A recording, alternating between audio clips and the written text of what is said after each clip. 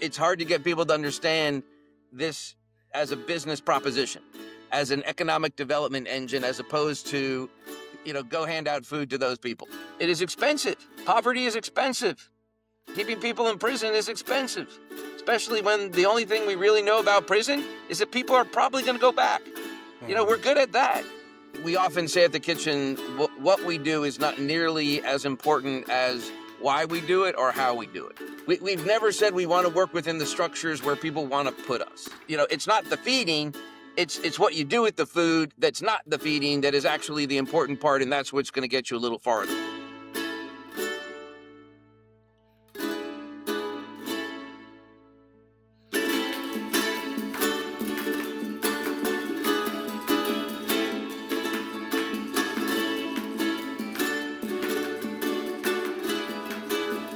Hello and welcome to the Positive Development Podcast. My name is Bart, and this is my co-host, Dante Ciolfi. Hello. Positive Development Podcast explores the shift from sustainable development's frequently cautious approach of do less harm to positive development's more optimistic and forward-leaning approach of do more good. Each week, we engage with experts from diverse fields, asking questions related to three key principles. 1, a shift in mindset. 2, the practical application of do more good approaches. And 3, the global replicability of such approaches. These questions aim to unearth practical yet innovative ways individuals and organizations can enhance their impact through positive development. Because our aim on this podcast is not just to learn about our guests, it's to learn from our guests. We realize that we live in a time of a great deal of tension and division, and a big part of the reason why this Positive Development Podcast exists is because we want to create a safe space for you, the viewers, our guests like Mike today, and for Dante and me as the host, a safe place in which it is permitted to be optimistic. So having said that, I am very, very excited indeed to welcome our guest from DC Central Kitchen today, Mike Curtin. Mike, thanks for being here. As we discussed, if you don't mind just giving us a little introduction to you and your work, that would be brilliant. Sure. Well, thanks for having me, gentlemen. It's great to be here. I know my predecessor, I guess you'd call him, and the founder of DC Central Kitchen, Robert Egger, joined you a while ago. So as always, I'm following Robert. But I guess the interesting thing that maybe we'll talk about is, the day I joined DC Central Kitchen, which now was about 20 and a half years ago. And what I would say today, and I will say the last day that they cart me out of here, my job description is to take Robert's vision into the future. And that's what I've done, and that's what we're continuing to do here. I would say that my path to DC Central Kitchen, and again, just for those of you who maybe didn't hear Robert, we are a food-based social enterprise in the District of Columbia that strives to use food differently, not as an end, but as a means and as a tool to strengthen bodies, empower minds, and build communities. Not to feed our way out of hunger, because we'll never do that, but to use food differently, to think about what fighting hunger actually means, and get to the root causes of hunger, homelessness, violence, addiction, incarceration, and really sort of the nexus of all that often is poverty. And so we are a group that not only provides over 16,000 meals a day to areas of our city that need it the most. We are engaged in a culinary job training program, working with individuals that have been often generationally, systemically excluded from a meaningful stake in the employment sector and the employment discussion, and train folks for jobs in the hospitality industry, as well as building social enterprises internally that employ many of those graduates. So we do locally sourced scratch cooked school food. We have 3 cafes now in the District of Columbia. We have a catering business. We do many other contracts. We wholesale fresh fruits and vegetables and cut fruits and vegetables to corner stores in the city's food apartheid areas.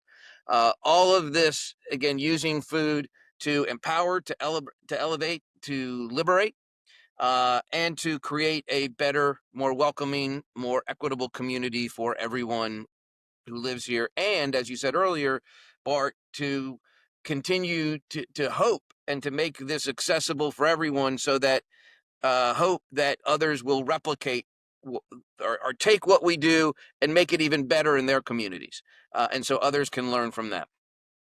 So that's sort of the rough piece, and I was just about to say, well, I got here, but that I realize I'm talking a lot, so I'll slow down for a second. And Oh no, you're doing your job, Mike. You're the guest. You're the one that's meant to be talking. So thank you for that. I was, and I don't say this out of false flattery or anything like that, but just in looking into everything that Robert did to get DC Central Kitchen going, but then and being pretty blown away by it and having spoke with him about it, but then looking at what you've done and all the different things that you have been able to help pioneer and expand, it was kind of a whoa, I didn't even know where to start with going through so much of it. But I was thinking, and I was mentioning this to Dante before we went live, and I'm wondering to what extent you would agree with this and feel like this informs your work, is that often we look at the end result of what someone has done and we're impressed by that. We say, wow, that's really fantastic that they were able to achieve XYZ. And that's great. But to me, very often what impresses me is the thought process, the creativity, the ballsiness, the spirit of adventure and innovation, the willingness to think and act outside of the box that enabled that result to happen.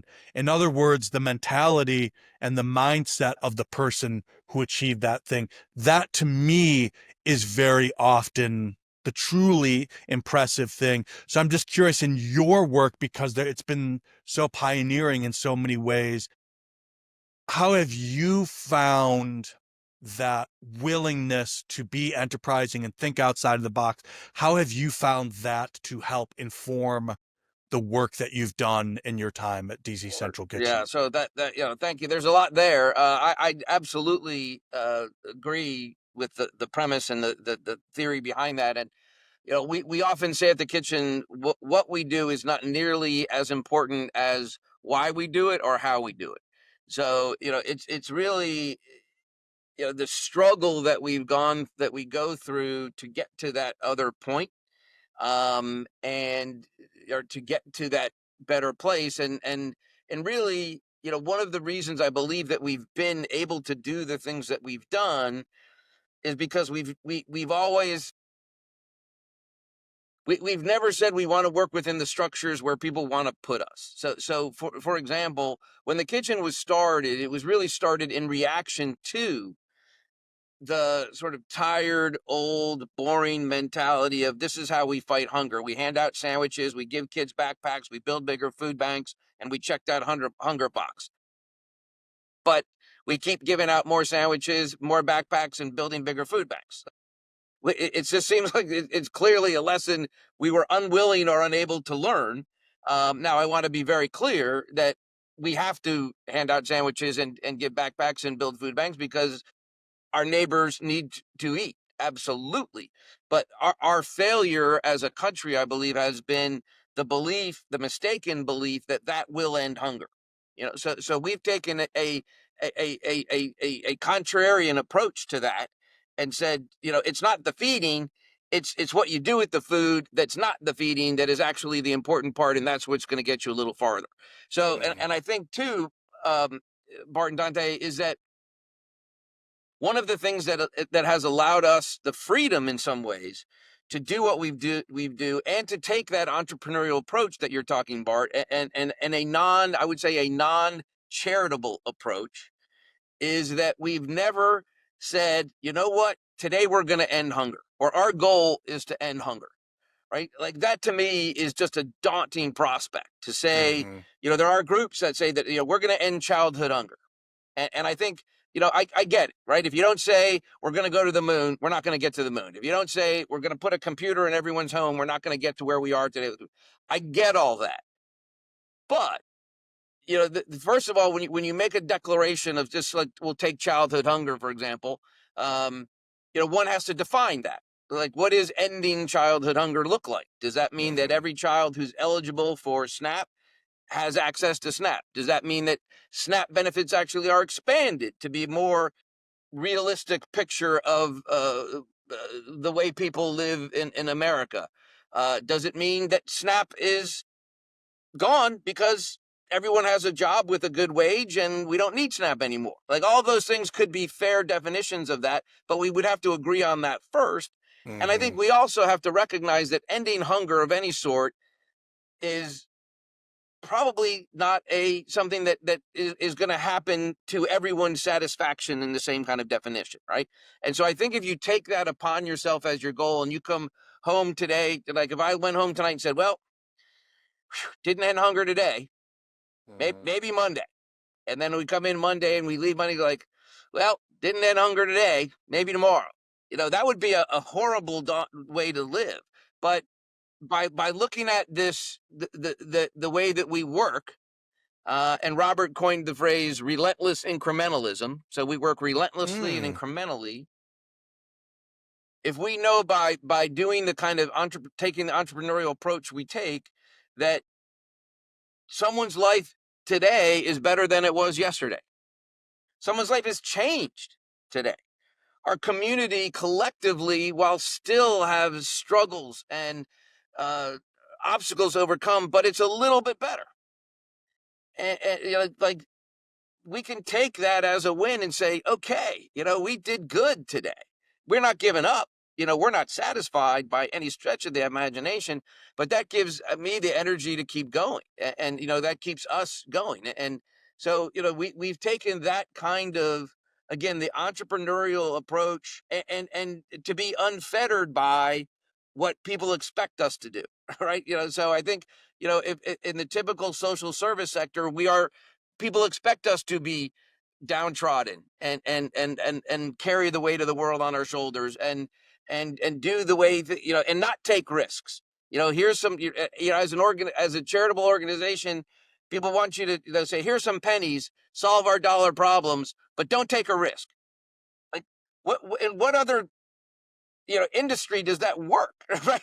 Like, Right. and we're dealing with Right. the biggest, most daunting problems that have existed since the beginning of time, and Hmm. people are saying, don't do that. That's Hmm. crazy. Hmm. So we really have to do more. And again, that's breaking out of that box that most nonprofits are put in. Say, yes, we want you to solve these impossible problems. We want you to do it on the cheap, and we don't want you to take any risk. And that's okay. No, the answer is no. It's not okay.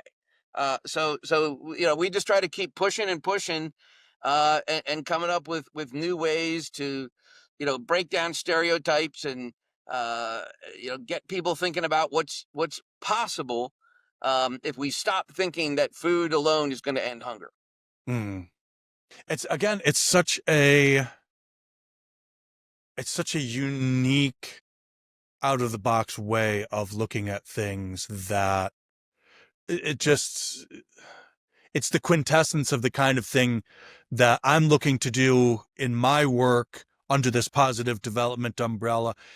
And it's also the reason why we're doing this podcast, to showcase people and organizations, like you in DC Central Kitchen, because I would imagine that you're constantly having to, probably to a certain degree, handhold for people and say, no, no, no, no, no, sweetie, actually, we're not looking at it in this way, of the way that we've always done things. We're actually looking at it this way. I'd imagine you'd be constantly encountering people who are still thinking, I don't mean to put them down, but just thinking in kind of an old traditional way, and constantly having to educate them about the different way that you're looking at things. Would that be accurate to say? Sure, sure.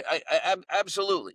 And again, I think when people are dealing with nonprofits, and again, it's unfortunate, like the .org.com distinction that is made between, what can, doing good or doing well, right? Like, there's that, you can only do one at a time, and so you stay in your lane, I'll stay in ours, and we are clearly considered, I think, the less serious of those lanes, right? It's like, when you it's been frustrating over time. And so I'm not even speaking about this god awful time that we're in now, but over time, when whether it was local government or federal government would look to small business to talk about business solutions, employment, innovation, um, and and and and we were never at that table. Maybe there was the children's table over in the corner, that was sort of like a gathering of the nonprofits, a little pat on the head. What you're doing is great, isn't that cute and adorable? But at the big table, we'll handle the big problems. The fact of the matter is, we are here in D.C. We have 320 employees. We produce 16,000 over 16,000 meals a day. Half of our employees are graduates of our program, so folks that had spent time in the criminal justice system, shelters, battling addiction, folks that have been trafficked, abused, housed, costing money to taxpayers, who are now are paying taxes. We have this year we're like 30 plus $35 million budget. Uh, there aren't many businesses, let alone small businesses, with with those kinds of numbers. Yet it's hard to get people to understand this as a business proposition, as an economic development engine, as opposed to go hand out food to those people. Mm-hmm. Yes, we do have to continually remind people that we are indeed in business. It's just a little bit, the business is a little different, and you might have to close both eyes and see with your third to fully understand how it is that we are doing our business, and that economic impact. But make no mistake, I was in the restaurant business before. I Mm-hmm. employed 35 people, which was great, Mm-hmm. and I was incredibly proud of that and part of the community. But you know 35 people as opposed to 320. I mean, there's a big difference there. And so I think it's a larger mindset, um, that we hope to work on. And Robert talked about this a lot. The nonprofit sector needs to be seen more as an economic development proposition, as opposed to a bail people out, put a band-aid on these massive societal problems that we have, and feel better at ourselves because at least we're putting a band-aid on. It's so good. It's so good because what you guys have done, what Robert started, and what you're carrying on doing is something, a really good example of something that I've been thinking about for years and years and years, which is actually getting down as close as you can to the roots of what the given problems are and trying to address those rather than putting a band-aid on top. So it's super energizing for me to hear you talk about this way of going about things. Now you're saying that it's hard to get people to see the .org, if you will, as a driver, as a driver of the economic engine in its own right.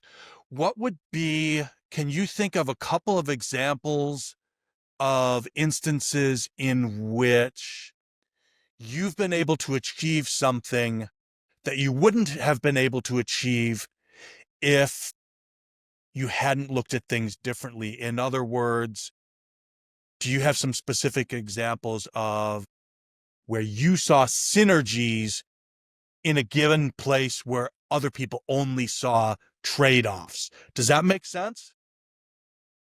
Yes. Or is that even a valid No, question? no, it's certainly a valid question. I think so. Thing that like, I would have to clear my head of this one thought first to get Right. to more exactly your question. But I will. I can use this sort of as an example, and I think this is so. Well, actually, ultimately, synergies were part of this. So, um, we can talk about how we got to this point, which is another sort of a major inflective point in DC Central Kitchen that led to the story I'm going to tell now. But in 2008, the Great Recession, right? So that was happening, and many nonprofits, if they weren't closing, were cutting back services, laying off staff, just out of necessity, of course. We looked at the situation and said, well, if we sort of back down now, we're only going to be creating a bigger hole to climb out of later. Somehow we have to expand our mission footprint, our impact footprint, and we have to do it in a way that is not only sustainable, or that is sustainable in that it doesn't rely overly on philanthropy, but it can also be scaled for future growth. So, so we looked and we said, well, what's where? How can we use our food to create opportunities that might not seem to exist, right? And so we said, well, what about school food? We said to ourselves very cleverly, we said, well, one thing's certain: schools will never close. Kids will always be in school. So we'll always have a market for school. Like, okay. So not entirely cleverly, we didn't anticipate COVID in 2008, I'll take that. Um, but what we did see was an opportunity and a synergy with another group of a mission-based school that I happen to know the guy who started it. It was a tuition-free private school for at-risk middle school boys that operated 11 months out of the year, 7 a.m. to 7 p.m. So it was a holistic working with these kids, not to be the like the first gen kids to college, to be the first gen kid to high school. My proposition was, a lot of the folks that are in our program have dealt with the same issues that many of your students are either dealing with or surrounded by. And we could come in, we could do locally sourced, scratch cooked food and make it so it was more than just that food, but there was a larger conversation about possibilities and potential, and make it just a larger thing. Again, I think something that most people would have laughed at. Like, I did DC Central Kitchen, this place in the basement of this shelter that mostly uses donated food, is going to now prepare 300 meals a day, locally sourced, scratch cooked meals a day, and as a business to provide to this school. Like, yeah. So, but never to be deterred by common sense or what most people think, we said, sure, we'll do that. And they bought into it, and off we went. And it was a massive success. We of course we had our bumps, but it worked. It worked, and it proved a concept that we believe that ultimately we've expanded now to 30 schools, a contract with DC Public Schools, and now provides about 110 jobs and close to $9 million in revenue. So this was something that like, if you had told people even in 2007, that DC Central Kitchen was going to do school food, people would have said, no way. That'll last till Tuesday, and we'll see, right? But we found the right partner, the right synergy to come together, and then we had to prove it, right? Then we had to do what we had to make it work, and I think that's been sort of something that I'm proud of. One of our hallmarks is, when we decide we're going to do it, we're just going to do it. Now, that doesn't mean some of the stuff we've decided to do didn't work perfectly, but we can also take that hit and say, all right, fine, that one didn't work, we move on, right? So we're good at that. But so that's one story that just comes to mind, where we did something that most people would have thought, like, that's crazy, but we had to have the right partner. Like, would that have worked if we started off like bidding on a DC pub? Absolutely not. So that is an important thing. And that partner was a mission aligned partner. And there was also a personal relationship there that helped as well. But taking all of those things together, putting all those things in the same box or same bag and shaking it up, was that which allowed that to be to work and be successful. Yeah, and I I feel like, know. go ahead, Dante. No, I'll I was remember. going to say, I know Bart will agree with me on this, but what a mindset shift, that not only you underwent, Mike, but really you created it in the community writ large. I mean, they're looking at things differently now as a result of those successes. I'm kind of going to ask you a question, Mike, that's going to even go further back. I know you've got this background as a teacher and a copywriter in Osaka, Japan. Now Yes. that immediately was right before you came on to DC Central or It wasn't fairly soon, immediately. It was right after college, right after I right graduated from after college. college. What kind of mindset shift did you undergo from that point to owning a restaurant to going to DC Central? I'm curious what went on in your mind. I mean, what was the evolution like? Well, it's this could be multiple podcasts, so I'll try to do the short podcast version.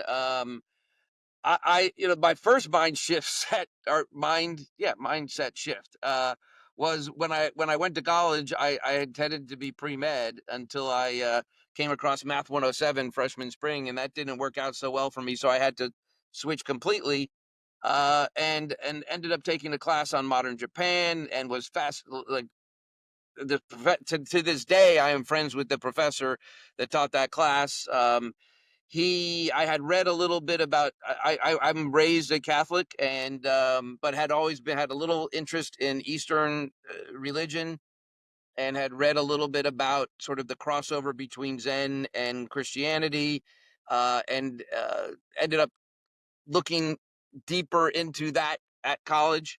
Um, and had an opportunity because of this professor to go and live and work in Japan after graduation.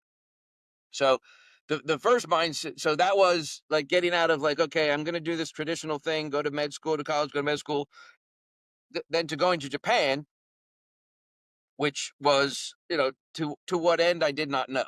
And God bless my parents. I was the first child in our family to go to college.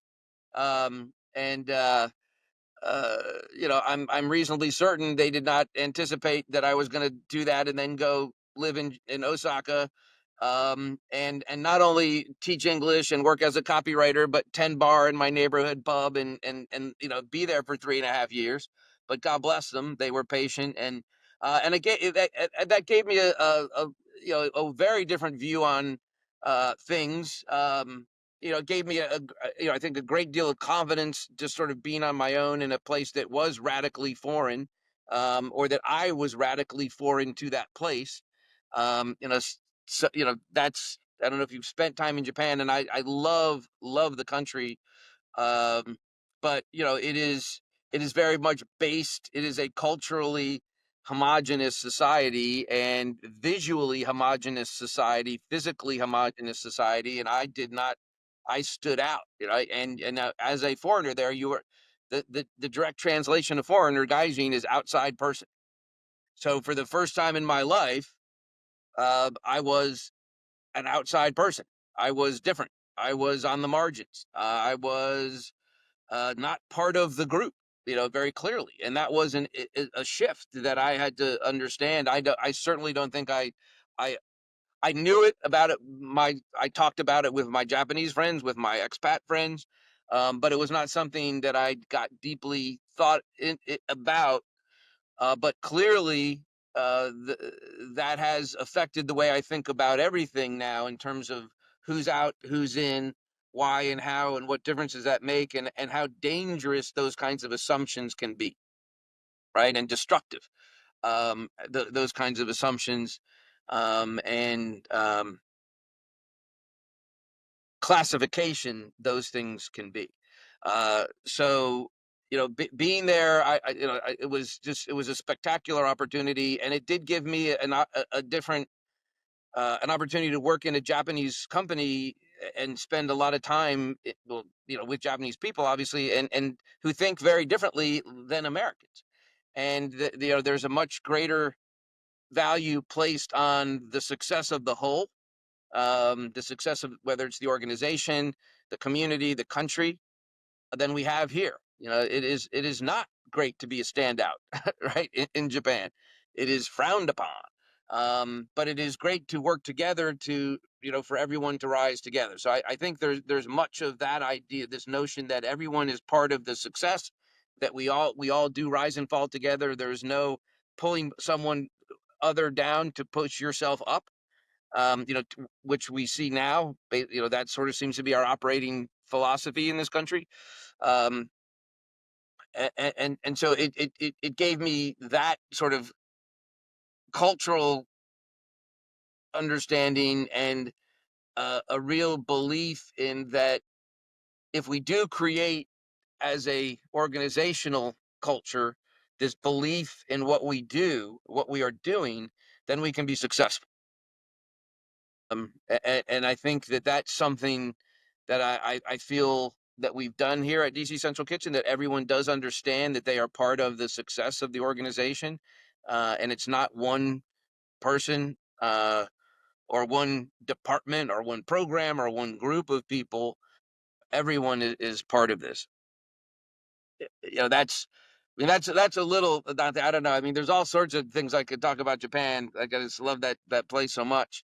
It was just an incredible learning and growing opportunity at a wonderful time in my life.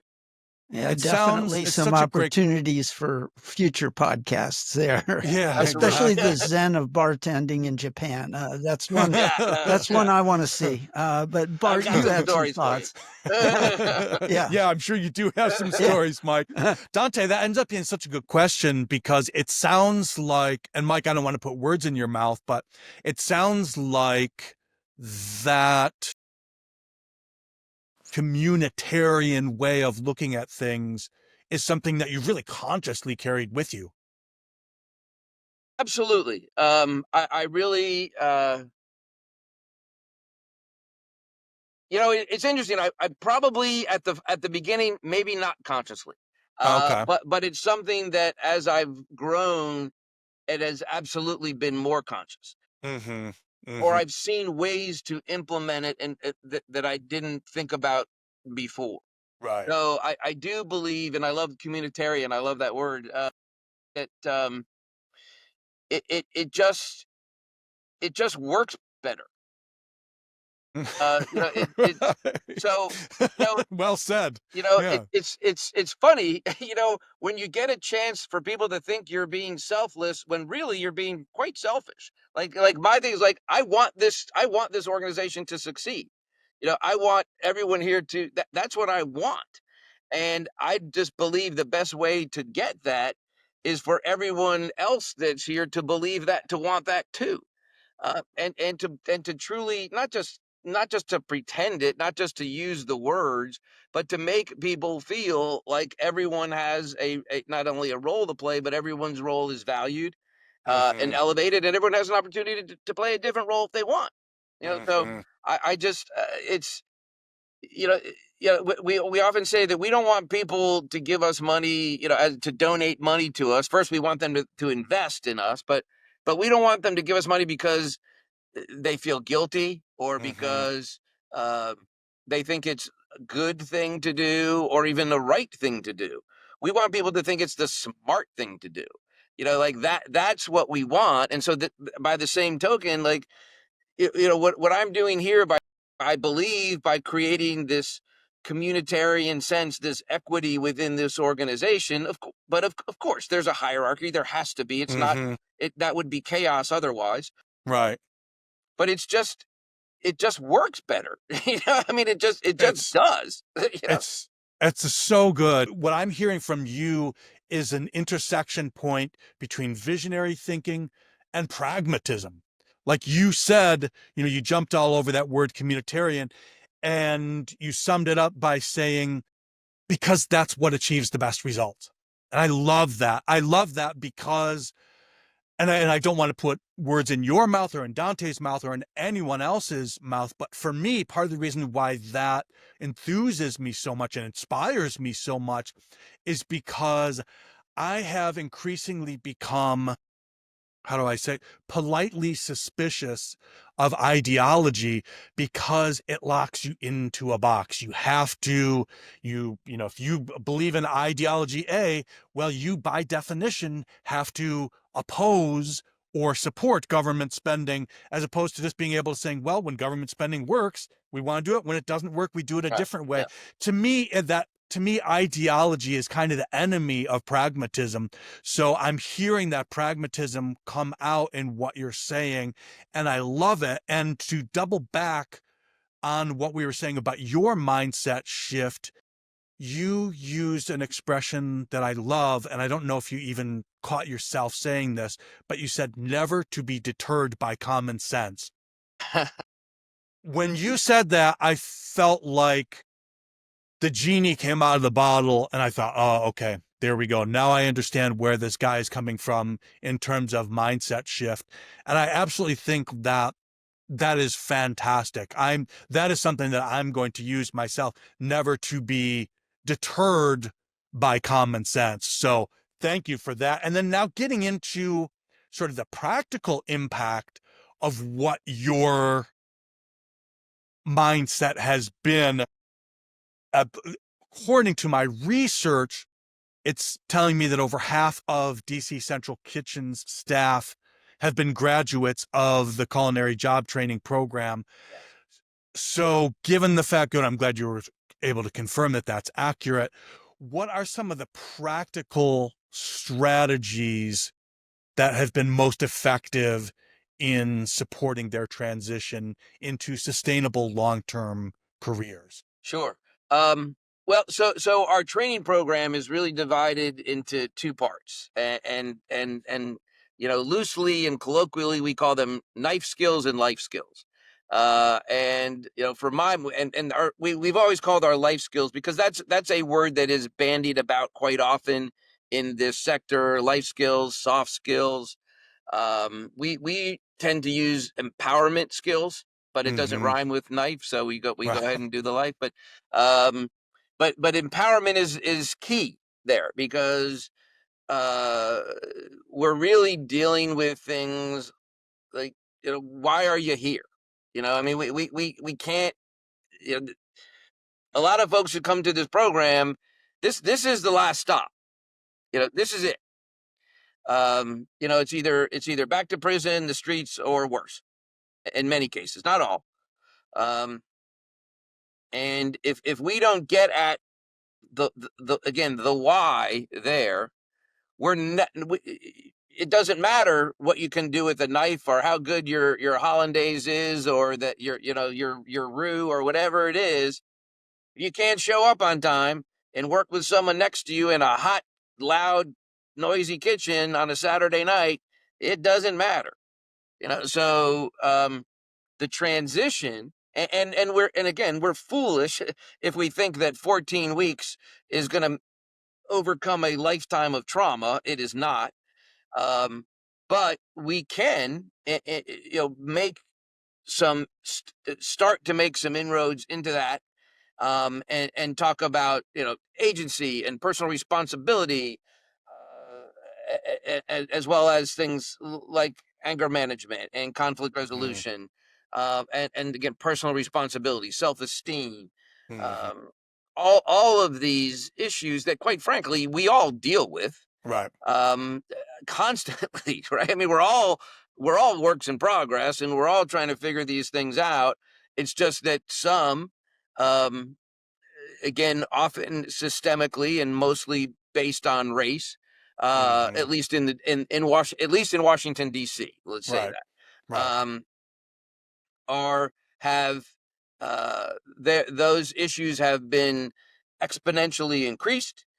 They've been generationally reinforced, and economically imposed.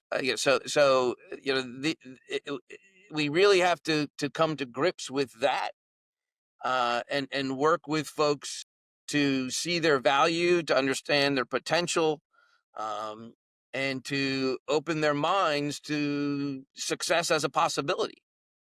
I mean, that's really, when you live your life and you're reasonably certain that if by the when you make it to if you make it to 21, and that's a big if often, especially for folks that were growing up here in the 80s, 90s, um, that you're going to be in prison. Like those are your choices. Mhm. That's a lot to overcome. So Yeah. putting folks in a place where they can understand their value, understand their worth, see their potential, that is really that transition. And then continuing to work um, with them as part of a larger team, um, to continue to provide to make people successful. So and again, it's easier for us to do that here. While we do have that large workforce, and we do our best to help folks that have found jobs elsewhere because that's where most of our graduates go. But every employer isn't as supportive, I guess, as DC Central Kitchen, understandably, and that's not at all. That is the way of the world. Um, but we want to prepare folks to be to handle the issues that could come up in the workforce environment that they haven't been exposed to, either in a long time or ever. Hmm. So it sounds like the core, and correct me if I'm mistaken, but it sounds like at the core of what you're saying there is that sense of fostering that sense of personal empowerment. Would that be accurate? 100%. It's personal empowerment, it's personal responsibility, it's personal agency, and understanding that all of these things are two-way streets. This is something Hmm. that we deal with a lot, and again, I think of if you've raised children, there's there's an expectation of the quid, but maybe not the quo. So there is a there really has to be this understanding that if you want to get what you want in life, you're going to have to give something to get there, and that's I think that very basic reality is something that is very much part of what we talk about, that personal responsibility, that personal empowerment, and to get to that place, if if you want to be respected, you need to be in a place to earn that. Or you have to earn that respect. You Hmm. have to do that which will give you respect. And that's a large part of what we work on. But again, I think also a large part of what we all have to work on and understand, that getting what and where we want to be, Hmm. um, is a lifelong process, right? And Hmm. you Hmm. continually have to work for it, and you do have to earn it. It's Right. not given. It's Right. just not. No, I was going to say your answer, Mike, to Bart's question, and Bart's question was excellent, but your answer was outstanding, Mike. What resonated for me was two words: helping someone see their value and their potential. To me, if that's in a person, I think the sky's the limit at that point. But can you describe a particular case study, a person that had a special impact on you, that those two things came out, even if it was incremental or if it was huge? I'm curious. Sure, Does someone I'll stick out in yeah. your mind? Yeah, Yeah. yeah. Well, I mean, so this is tough because there are so many. Um, but one of the times that and I may get a little emotional when I tell this story. That Beautiful. we there was a colleague of mine, Marianne Ali, and Marianne. And if anyone is listening, goes to our website on our Vimeo page. There's I think it's a 5 minute and 41 second video that's called Marianne's Story, and I would encourage everyone to take a look at that. Um, and that Marianne is very open about her story and her struggles and her life. So I'm not speaking out of school, and it's documented in that video um, by our friends at Run Riot Films. Marianne, for 20 years of her life, was uh, did most of her time on the streets as a heroin addict, and got clean through cooking. She was clean 1 year. She tells she doesn't know how she did it. She got pregnant. She stayed clean when she had her child, and for a little time after that, and then right back at it. but she did get clean through cooking. Actually, cooking was something that was something she found. Went to culinary school, and ended up at DC Central Kitchen.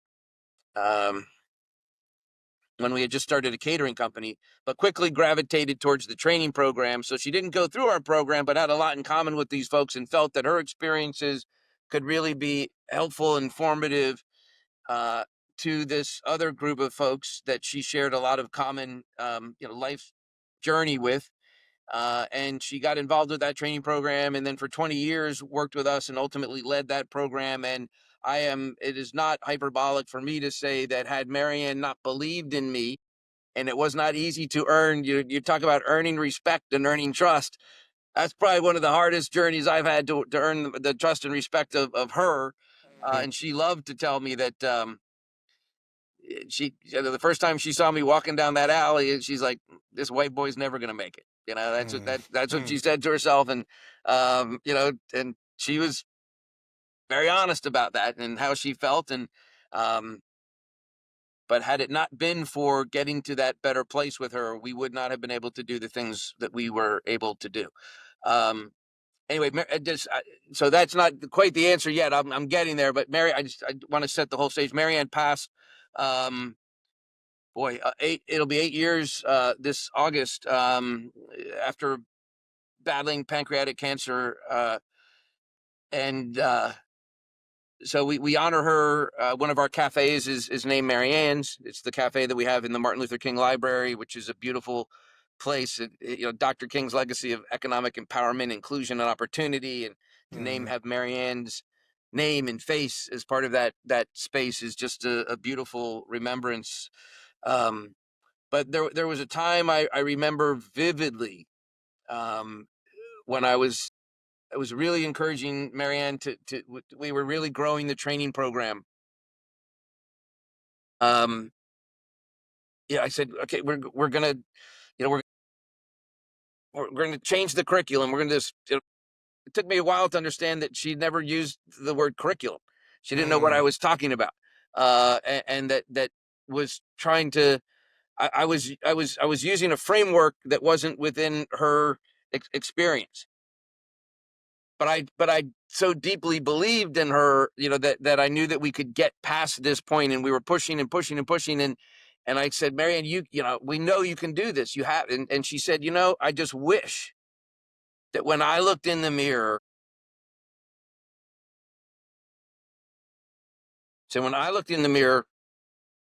I wish I saw what you see.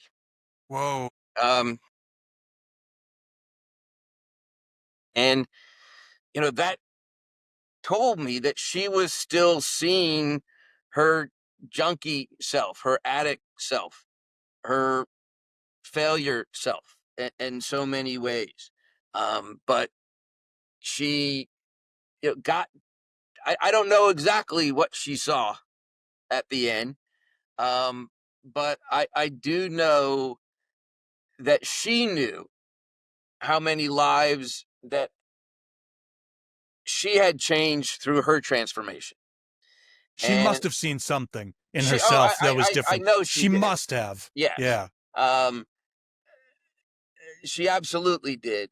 But I know it was hard because, again, she like many of the folks that we work with here that I've been gifted to get to know and now call colleagues, is they have, uh, whether it was a choice at some point, an escape, like we all, again, I'll speak for myself, like the self-doubt that I've had, the self-sabotage that I've engaged in, the reckless behavior, uh, to prove some fucked up kind of point that you think you're doing, um, that she was able to transform those, understand those experiences, and put them in a place where they could be beneficial to other people. And so that her transformation and her ability to still 8 years later, um, is to inform our work the way it does is pretty powerful.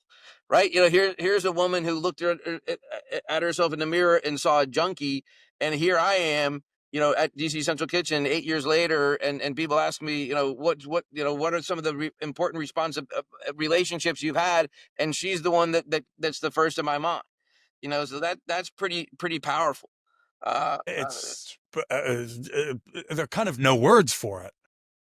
Seriously, because that, well, firstly, not only did you absolutely slam dunk the practical impact question by talking about Marianne, but while you were describing that experience with her and her transformation,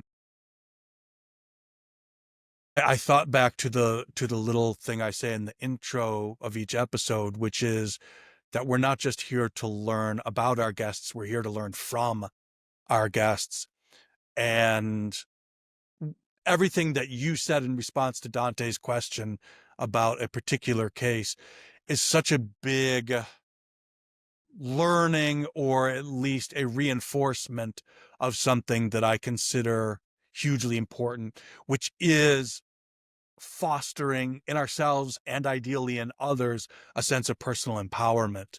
Because one thing that, and Dante will know about this because we've discussed it, but one thing that frustrates me no end is, for as much as I'm concerned about social and environmental issues, 97% of the content I see is people thinking that they're helping by just rehashing everything that's wrong.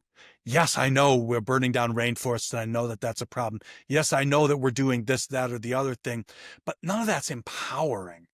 To me, that, no matter how well intentioned it is, even and this, some people could see this as slightly controversial, but I don't consider it controversial. Even fostering in certain admittedly disadvantaged groups, fostering a sense of victimhood, you're not helping those people. If you really want to help, you say, yes, I understand that systemically, historically, socially, culturally, economically, you are in a disadvantaged position relative to a white man like me. Absolutely, you admit and acknowledge that. But to me, the next logical step is to figure out how to empower that person rather than to feed into the disempowerment of a victimhood mindset. So I really want to applaud you for doing the heavy lifting of going above and beyond to empower people and get them out of place where they see themselves as, I don't want to say just victims, and I don't mean to be insensitive, and I hope it's not coming across that way, but I look at people like Magic Johnson, what he's doing to support Black entrepreneurialism and those kinds of things. And I think, man, that's the way forward, is to empower people within communities so that other people within those same communities can say, hey, if John Doe can do it, if Marianne can do it, so can I. So I just want to really hammer home how much I love your whole focus on empowerment. well, I appreciate that, Bart. Thank you. And I think one of the things that, and I don't want to get you off track, but I think it's important to pick up on something you just said, and that's that, while you said almost parenthetically that, of course, we recognize that there are certain groups that have been systemically excluded, economically marginalized. Um, I think that one of the things that scares me the most right now is that actually people are making an industry out of saying, nope, that's not true. So we can't possibly get to that next point if we're saying the basis of this is not true. It doesn't exist. That's outrageous. That, my brothers, is the biggest issue we face today.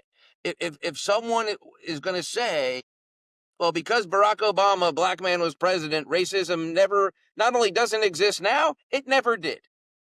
So like we're good. And so that's just horrible, and that will set us back generations.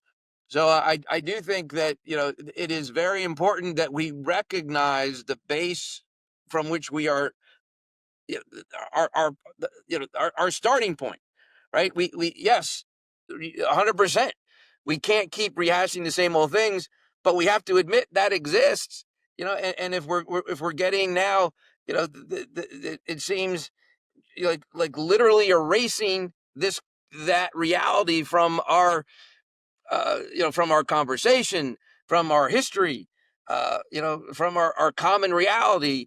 That is incredibly dangerous, and will only again cost us dearly, you know, economically. I mean, like, Mm-hmm. one of the things we always like, let's not talk about making, again, feel good, whatever. Let's talk about enlightened self-interest. Let's talk about the economic damage that's being done because we're pretending that everyone has a fair shot at everything. It's just not Mm-hmm. true, Mm-hmm. and it's just not. I see it every day. And it is expensive. Poverty is expensive. Keeping people in prison is expensive, especially when the only thing we really know about prison is that people are probably going to go back. Mm-hmm. We're good at that. Yeah. And then if we Yeah. privatize this, that again with this fetish that we have of privatization, and the market will solve all the problems. My God, we're only going to create a permanent prison class. Mm-hmm. It's outrageous. Anyway, sorry, I just had to jump in there on that. I Yeah, apologize, yeah, yeah. of That's course. no, there's no apology required because I think what happens, well, I know what happens is that for some reason, I don't know why, the human mind, maybe it's just because it simplifies things, but the human mind likes to gravitate toward extremes. To paint things black and white when in fact life is gray. Because if I look at some of my own challenges, and in no way to liken myself to someone growing up in Southeast DC in a drug and crime ridden area. I'm not likening myself to that kind of person, but I've found for me to move forward in life, I've had to do two things. On the one hand, acknowledge, okay, yes, some rough stuff has happened. So I'm not glossing over that, but at the same time, also saying, okay, but I still can move forward and be self, and find ways to empower myself. So to me, it seems like both of those things are necessary. Empathy that you're talking about, understanding, not bullshitting ourselves into thinking that this fictional person in Southeast DC has the same opportunities that I had growing up because it's bullshit. Not going to the extreme of pretending that that's not true, but then also not going to the other extreme of just permitting that person to remain stuck, failing to see their full potential at the same time, making sure that, okay, yes, we acknowledge what's happened, but there is a way to empower you as well. I don't know. I feel like I'm stating it very clumsily, but I feel like what you're trying to do is doing both of those things. It's acknowledging the difficulties people face, but also saying at the same time, hey, you can be helped and there is a way out Sure, you don't regardless. want to Does take that make away. sense? Yes, you don't want to take away someone's agency because of a situation, right? I mean, like Thank we, you. we still have an opportunity to do what we can. Doesn't we're just we're foolish to think we're all starting from the same space. That's it. We still all have our own responsibility to do what we can do, but we're we're coming at it with different tools, with different experiences, with different opportunities, and there's nothing wrong with admitting that. I don't think, but it seems that others do. Yeah. Yeah. Well, a lot of times just when I've noticed when I've had an argument with someone or someone is angry at me for some reason, I so often just, I try to get logical and think, well, how do we solve this problem? Instead, most of the time, it's just being there emotionally for someone saying, I'm sorry you're upset. I'm sorry I said this thing to hurt you. So I think a lot of those people coming from those disadvantaged circumstances, I think a lot of times, and I'm sure you've seen this in your work, just the fact that you're willing to acknowledge that and provide them a space to say, hey, you've had a shitty deal in a lot of ways. I feel like, for a lot of people, just that acknowledgement from someone else would mean an awful lot. So People just want to be go ahead, seen, Dante. basically. That's all I wanted to say. Yeah, people want to be seen. That's it. Absolutely. Yeah, yeah, exactly, exactly. So now we were talking earlier about you know potential ways for this kind of model to be replicated globally. To your knowledge, is anyone trying to replicate this model internationally? Have you had people reach out to you, ask you for advice? Yeah, we spend a good bit of time doing just that, and we Oh feel yeah. it is our responsibility to share, again, not answers but experience, right? I always want to, when and we get people reaching out all the literally all the time. We've had hundreds of people. We've only been in this new space for 2 years, and we've had hundreds of people come in from around the country and around the world. We had the most recent international. We had a woman who runs a program in Athens, um, and usually, and this is the case with her. They have a small program. It could be a pantry kind of program, a drop-in center, maybe a small food bank. But they want to do more. They want to start a training program, or they want to do more social enterprise, more catering, maybe school food. We have a group from Baltimore coming. I just was talking to someone this afternoon or earlier today who runs a training program in Baltimore, and they've just accepted a you know sort of um, sort of like maybe like we did the first time, without having a whole lot of experience, a school food contract for next year. And so they want to talk about our experience there. I've also been very fortunate to be part of this larger international social enterprise community, um, where I've been part of, spoken at, learned at these international. They're called the Social Enterprise World Forum, in New Zealand, in Taiwan, in Korea, Hong Kong, Scotland, Ethiopia, and have worked with social entrepreneurs from all of those countries and more. Australians, Scots, who are doing this kind of work. So there is you know, quite a robust movement out there. Um, I would say, the reality is, particularly in the UK and Scotland, in particular, there's a much greater understanding of the value of social enterprise, of organizations like DC Central Kitchen. Mhm. It's very much valued. There's an often, like Scotland and the UK, for example, or Britain, have cabinet level ministers that are focused on that fourth sector, on the Hmm. kind of work that we do. It is absolutely seen as a valuable part of the economy.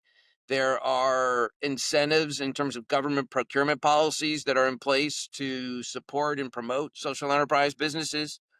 Um, that we just don't have here in the States. Canada as a thriving social enterprise economy.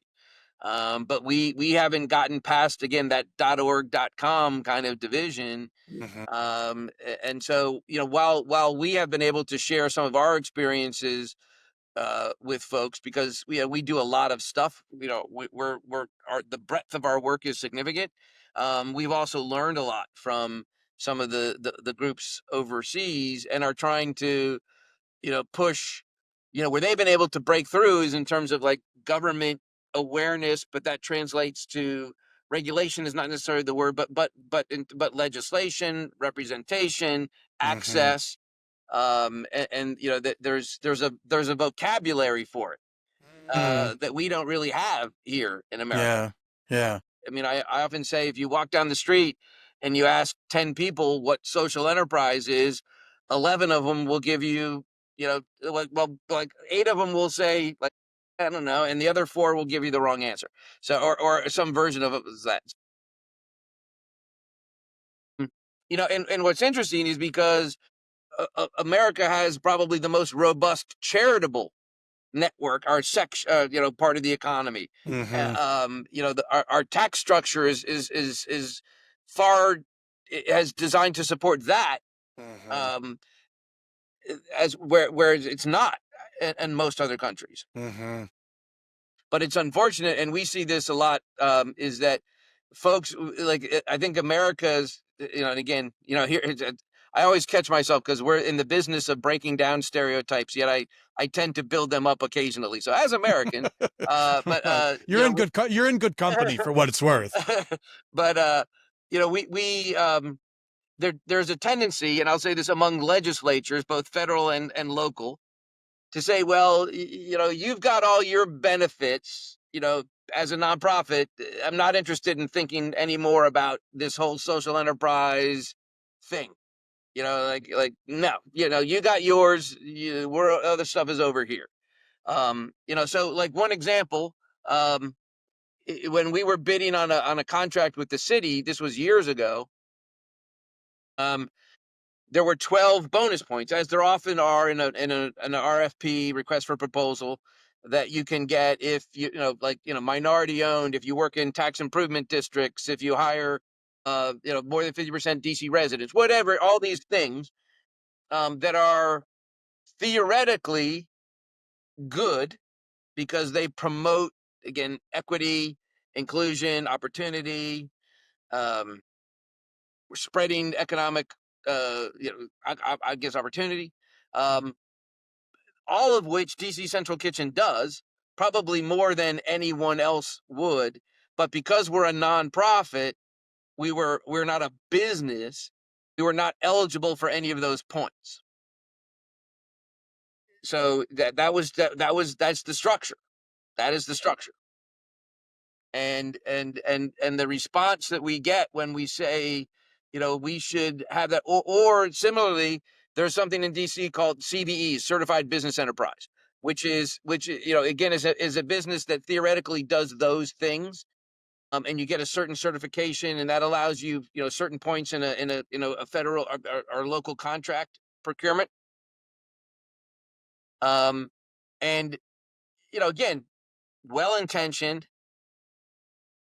but done in such a way that there are massive developers who are CBEs. There are I know there are companies that are outside of DC, but are using a townhouse address in DC along with 3 dozen other CBEs at this one townhouse that serves as a headquarters for a catering company, a landscaping company, a construction company, a elder care company. Like it's like, come on, right? But they have that status. We do not, and we cannot, because we are a nonprofit. So there's a lot of attention that we need to give to, and that needs to be done on the legislative level. So I guess the long answer to your question is yes. There's a lot of our work has been replicated nationally and internationally, but we've also learned uh, from some of the international folks, and we're trying to press more for government support in that way. In Hmm. terms of equity and legislation and opportunity for government contracts, um, that could be very advantageous for nonprofits to get. It's really interesting because what was the did you was it World Social Enterprise Forum or what was it The called? Social Enterprise World Forum. The Social Enterprise World Forum. Would that does that act as I'm trying to think. Well, if someone is in the nonprofit sector, who's watching this and would like to learn how they can amplify their impact or that kind of thing, is that a a place that they can go to get feedback to where can people within that sector go in order to basically in order to learn from people who know more than they do? Sure. Well, so the answer to that is yes. That that group does a lot of it's almost it started as an event, and it has evolved into a permanent organization that does act as a more of a think tank, but mostly on the international scale. And again, there are U.S. folks that are involved like us, but we are a very small minority within this larger international scale. There is a group called Catalyst Kitchens, which is a U.S. organization. It's based in Seattle. We were part of starting that with another group called Fair Start, which is, um, I would say they are the DC Central Kitchen of the Pacific Northwest. They would say we are the Fair Start of the East Coast. So it's one of those kinds of relationships. Great folks, of course, and it is intended to be a knowledge sharing consortium, and a way we participate in the the conferences, the convenings. We've held one here at DC Central Kitchen, where we just sort of go through some of our practices, our processes, our systems, and it's a group share kind of thing. And a lot of folks, the smaller organizations who want to grow, can go there. That's a great resource for them, to learn uh, from others. And again, as I said, we spend a lot of time uh, welcoming, hosting organizations, who want to learn from our experience. And we also say, I will just say too, and plug this, that one of my colleagues, Alex Moore, who's our chief development officer, has recently, or I guess, almost a year ago now, published a second edition of a book that he's written called The Food Fighters, and it is the 35-year history of DC Central Kitchen. It's Hmm. tremendous. It is Alex wrote it, so it is not a project of DC Central Kitchen. It's not a Mm-hmm. vanity project. It's not a Mm-hmm. commercial, warts and all kind of. This is our journey. Mm. And it's wonderful. It's it's exciting. It's delicious. It's all sorts of cool Mm. things. So I would highly recommend that for folks that are listening who want to, like, and we're telling people now, when they call us, we say, okay, yep, we'll love to have you read the book. Call us when you're done, and we'll schedule the time. But Brilliant. you got to read the book. Brilliant. Well, I know that I'm going to read the book. My wheels are kind of turning, trying to figure out, okay, great. How can we not only raise money for some of these organizations, but are there other ways we can support them so that they become even better at that empowerment angle? It's a great read. Alex is a great writer, and I read it every year. I teach a class, or I facilitate a class. I don't want to insult real teachers, at my college alma mater in the month of January, basically about the kitchen. We talk about food access, food justice, food sovereignty, those kinds of issues, and I use that as a text. And it's just a really nice reminder of where we've been, what we've done, and how it's all transpired. Hmm. Does it also go into a lot of the nuts and bolts and X's and O's of how things were done? To a degree, it's not the black and yellow community kitchens social enterprise for dummies book, Mm-hmm. but there's it's there, Mm-hmm. it's there, um, but it does talk about a lot of what we've talked about. It talks about mindset, it talks about Mm-hmm. motivation, it talks about inspiration, it talks about frustration, uh, and all of and that journey, and how all those things come together. Mm. And it does talk about, obviously there's a bit on Marianne in there, and some of the other characters that have made their way through and the kitchen, that are part of the kitchen lore. Starting with Robert, and how the whole thing started, and how to this day, we're still can trace that. What we do, I always say we might not have imagined then what we would be doing now, but we Mm-hmm. can certainly draw a straight line with a mission ruler that connects it and it makes sense. Mm-hmm. And that's why I believe we've been able to do what we've done, is because we have been very true to that, mission, and just said, this is what we do, and we're going to Mm-hmm. find new ways to do it, but this is what Mm-hmm. we do. We empower, we liberate, and we use food to do it as a means, not an end. Yeah, and I like what you just said, Mike, regarding we're gonna find a way to do it.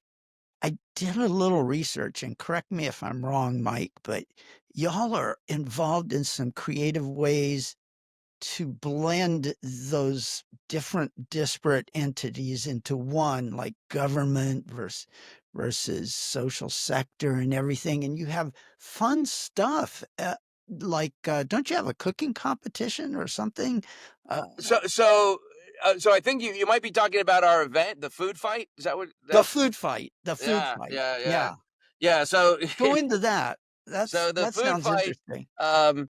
It's actually, we've wrestled with that all the time because, here we were, we're not focused on it as much as we were in the past. But when we started, we were really an anti-food waste organization. That was a huge part of what we did. And here Mm-hmm. we we're naming our big event the food fight, which of course for me, my era is, John Belushi and Animal House and, ice throwing food all over. And like there couldn't, like if you talk about food waste, that defines food waste, right? Mm-hmm. Um, but it actually came from our friend Jose Andres when we were sitting down talking about, trying to come up with the event. And he had just come back. I think it's called the Tomatillo Festival in Spain, where people they like, the first tomato harvest. Like everyone in this community literally pelts each other with tomatoes. Jose was just sort of fascinated with that energy, Mm-hmm. and so we called it the food fight. And we even had like a tomato was a logo for a couple years. But what's really cool about this is a way to get the community engaged, get people excited about what we do without talking about what we do.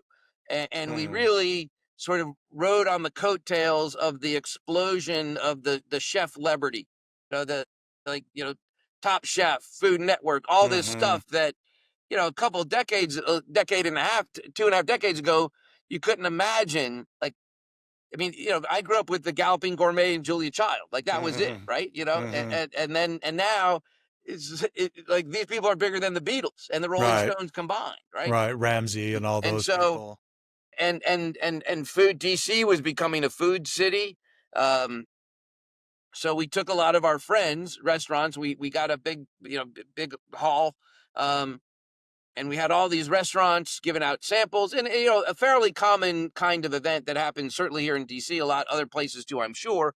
But the twist that we put on it was a stage show with now 4 up and coming hot chefs battling in sort of the Iron Chef, kind of like a speed version of Iron Chef. Sort of a, two winner kind of bracket. And then on the stage, the judges, the hosts would be these national food celebrities. And we do it sort of like in a rock and roll kind of, lights and, music and ba ba ba ba and just like really, just like sensory freaking overload.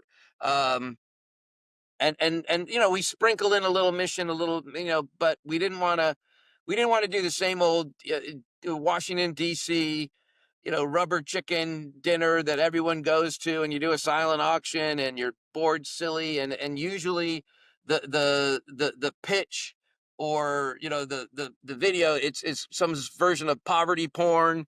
It's like, feel sorry for, like, tug on your heartstrings, make us cry, give us your money kind of thing. Um, and we just didn't we want to do something very different. And so this has become a huge event. We actually do it at a place called the Anthem on the Wharf here, which is the sort of, not sort of, it's the newest and hottest nightlife restaurant, club, bar district scene right on the Potomac River. And um, it's in the that it in that music venue is, it's just, it's made for that kind of loud, raucous event. But you have some of the best food you're ever going to have, the coolest and most innovative cocktails you're ever going to drink. and you get to see 3 hours of like live food television right on stage in front of you. It's pretty cool. That's pretty cool. Mike, I normally don't like to brag about my culinary skills, especially in this podcast, but if you ever decide to have a culinary microwave competition, I believe I could kick butt. I Well, you never believe. know. You never know, Dante. All right. We've tried a Keep me lot in of things mind. over the years. So yeah, no, it's a great event. It's become one of these things that the first year we did it, it was just weeks after I started. And I remember that first year calling friends from high school, just like say, "Hey man, the ticket, free ticket. We just need bodies in the room." And now, like I won't answer the phone the 2 weeks before because everyone's like, "Hey Mike, what's going on? You got any tickets left?" And so it's really become quite a thing. And we are so fortunate to have the support of the restaurant and hospitality community, some of the most generous, giving, thoughtful, community oriented people that you will ever find. Um, lining up to be part of this. It's really, and again, it wouldn't happen without them. And they make it.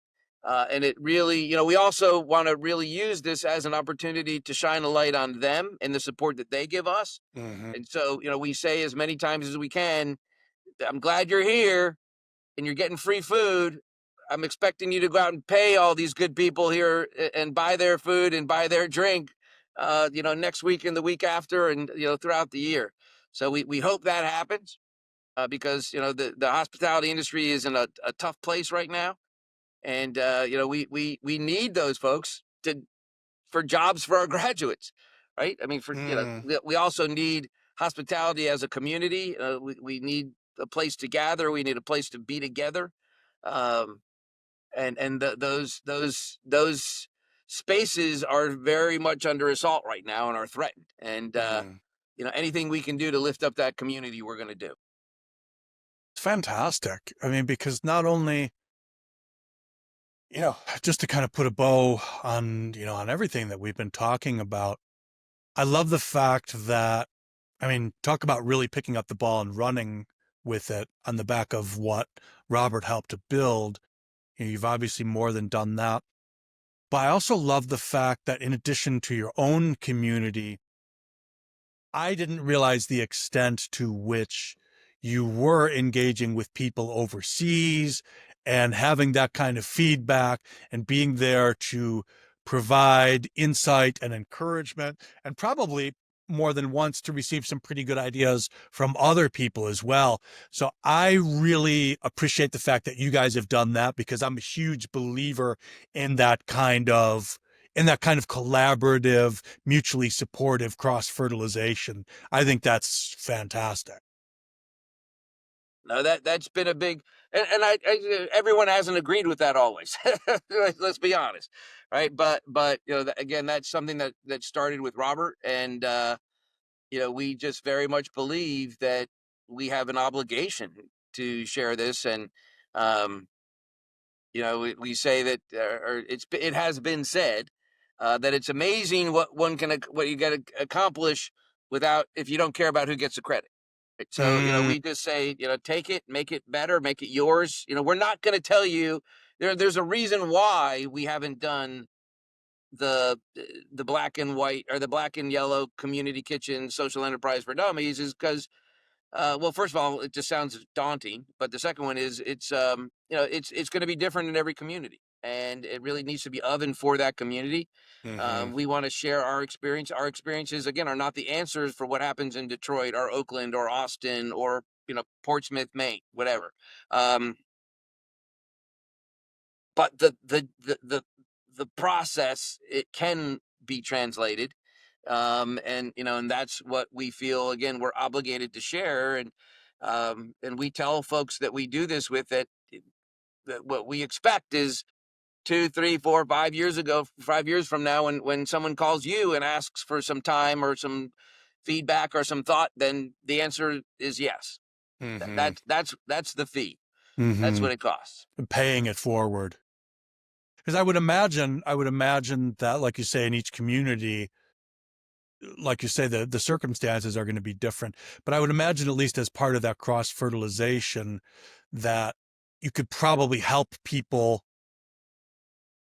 to a significant extent just by maybe helping them with which questions to ask. You might not be able to provide all the answers, but with all of your years of experience, you probably have a pretty good grasp of what are the best questions to ask. Sure. Yep. Yeah. Absolutely. Yeah. Wow. Well, thank you. We're going to, with respect to your time, obviously you're very busy, so we are going to wrap up here. Dante, do you have anything last minute before we? No, I don't, Bart, other than just big thanks, Mike. This has been so wonderful. Really enjoyed your answers, just everything. So thanks for taking the time, Mike. Well, it's my pleasure. Coming from my faith background, I say I often feel when I talk about the kitchen, I feel like it's being like a priest on Easter. You got pretty good material. So if you really can't get the message through, there's some problems. So I'd like to think I don't do it all the time, but I'd like to think that uh, we can share what we have, or again what we've learned, what we've experienced, and it's a joy to do that. It is really true. I can't thank you enough, because that ripple effect is bigger just for me personally than you might realize. So thank you. Well, I appreciate that. Thank you both. Really enjoyed it, and